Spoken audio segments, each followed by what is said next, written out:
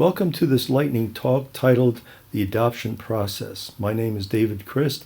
As a little background, 24 years ago, I was excited to introduce an innovation that was very much needed by smallholder farmers. The good news was that it worked very well for the one farmer who implemented it. The bad news was that no other farmer in the area adopted it.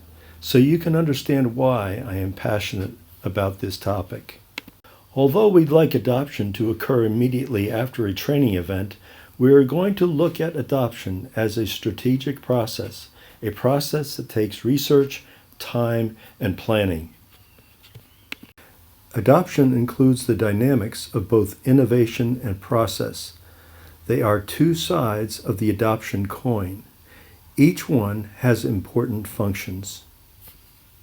It is very important that an innovation be tested and proven to be credible and reliable. It needs to meet certain criteria, such as being simple, low cost, sustainable, among others. On the other side of the coin, processing takes place in the farmer community. This is where a number of complex dynamics and factors come into play. Both innovation and process have their own separate areas of scientific expertise. Innovation focuses on physical science. Process focuses on social science. Innovation relies on objective laws of science. Process operates in the realms of ever-changing, multiple dynamics of relationships, emotions, expectations, and more. If we are to increase the adoption rate among smallholder farmers, a simple process is needed. Very simply put, ownership is the key to adoption. It is the milestone moment when the farmer takes possession of the innovation and says, "This innovation is mine."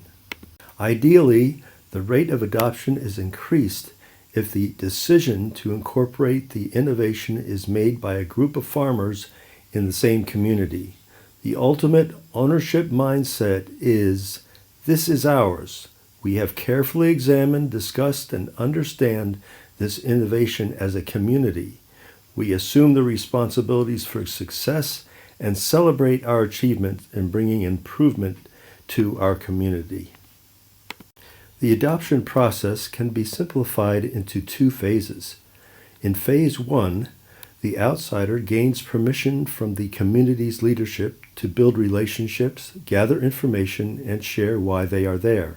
During this time, confidence and trust is being built, farmers are being affirmed as their strengths and skills are being discovered and discussed, vision is being cast, and a sense of hope is growing. Here are some examples of open-ended questions that may help the outsider learn which farmers may be potential champions of the innovation and the enthusiastic early adopters. We have come to the critical point in the adoption process. Wait for the invitation. The time frame for phase 1 should be defined and understood by the community. When phase 1 has been completed, the outsider will make it clear that if there are those who want to pursue learning and implementing the innovation, the invitation by the community will be extended to the outsider. Further parameters can be included, such as numbers of interested individuals and willingness to create an interest group or committee.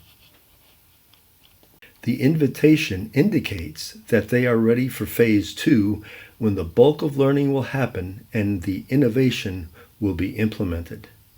Learner-centered participatory discovery is the teaching method that will transfer ownership from the outsider to the farmer.